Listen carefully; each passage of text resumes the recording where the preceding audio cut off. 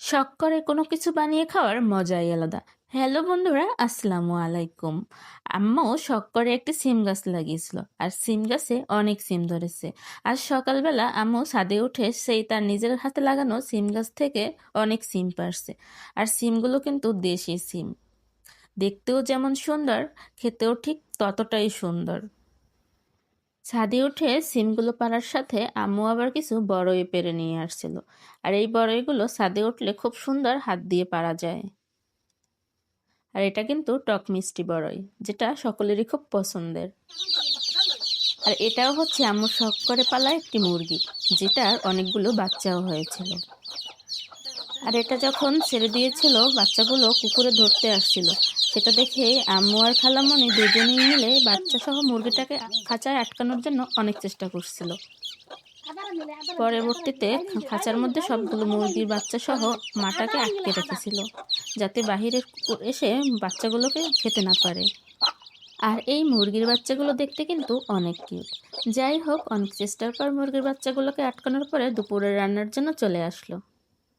এখানে আবার বাবা বাজার থেকে কিছু মাছ নিয়ে আসছিল, আর নিয়ে আসছিল একটি মুরগি। আর আম্মু এখানে ডিম সেদ্ধ করে নিয়ে এসেছিল। সাথে আবার ওই আম্মুর গাছ থেকে পাড়া সিম আর এই দেশি জমির পাশ থেকে উঠানো শাক দিয়ে ভাজি করা হবে। আম্মু এখানে সিম আর শাক বসিয়ে দিয়েছিল, আর আমি ওই মুরগিটা পরিষ্কার করে কুটে নিয়ে আসছিলাম। আম্মু যতক্ষণে শাক ভাজি করতেছিল, ততক্ষণে আমি এই মুরগিটা সুন্দর করে কেটে পরিষ্কার করে নিয়ে আসলাম। মুরগি কাটতে কাটতে এদিকে আম্মুর শাক ভাজি হয়ে গেছে। আর এই শাক সিম ভাজিটা দেখতে কিন্তু অনেক লোভনীয় হয়েছে। তাই তো খাবার জন্য আমার জিভে পানি চলে আসছিল। সাথে সাথে একটা বাটি নিয়ে আসছে, আম্মুকে বললাম একটু উঠিয়ে দাও। সেও উঠিয়ে দিল, আমিও খেয়ে নিলাম। শাকটা কিন্তু খেতে অনেক মজা হয়েছে। এদিকে আবার সিদ্ধ করা ডিমগুলোকে ভাজার জন্য বসিয়ে দিয়েছে, আর অপর পাশে মাছ ভুনা করার জন্য মশলা বসিয়ে দিয়েছে। আর এই ঢেলা মাছে টমেটো দিয়ে ভুনা করা হবে বলে আম্মু খালামণিকে বলছিল কয়েকটা টমেটো নিয়ে সুন্দর করে কেটে দিতে। তাই খালামণি টমেটোগুলোকে ধুয়ে সুন্দর করে কেটে দিচ্ছিল। এক পাশে ঢেলা মাছ আর টমেটো হচ্ছিল, অপর পাশে ডিম ভুনা করার জন্য আম্মু কড়াইতে পেঁয়াজ বসিয়ে দিল।